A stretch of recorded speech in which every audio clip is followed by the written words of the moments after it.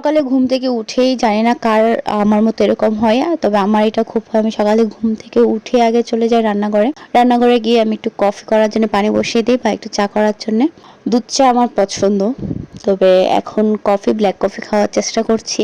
এই তো সকালবেলা গিয়ে একটু কফি বানিয়ে নিচ্ছি এবং কফিটা বানানোর পরে সেটা খাওয়ার পরে মনে হয় শান্তি শান্তি। মানে কফি খাওয়ার পরে আমার মনে হয় যে আমার ব্রেনটা আবার কাজ করবে। আমার কেন জানি আমার ব্রেন কাজ করে না মনে হয় যদি আমি চা কফি না খাই। আর হ্যাঁ, এটা আমার নতুন কফি কাপ, যেটা আমি আড়ং থেকে নিয়েছি এবং এটা আমার ভীষণ পছন্দের। আমি কফি বানাতে বানাতে একটা কথা ভাবছিলাম যে কিভাবে ফলোয়ার বাড়ানো যায়, কারণ আমার পেজে ফলোয়ার্স হচ্ছে না বেশ অনেকদিন যাবতই।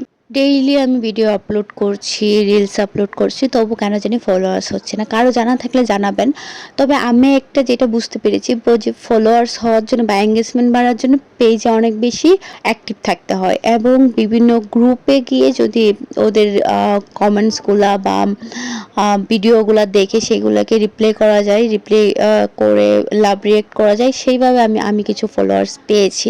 তবে সেটা আসলে অনেক বেশি সময়ের ব্যাপার। আর যেহেতু আমরা চাকরি করি, এটা যেহেতু আমাদের ফুল টাইম জব না বা ফুল টাইম কাজ না, সেই জন্য আমাদের আসলে একটু কষ্ট হয়ে যায় এই সব কাজগুলো করা। কারো যদি কোনো আইডিয়া থাকে ব্যাপারে শেয়ার করতে পারেন তাহলে অনেক বেশি উপকৃত হব। Advance thank you.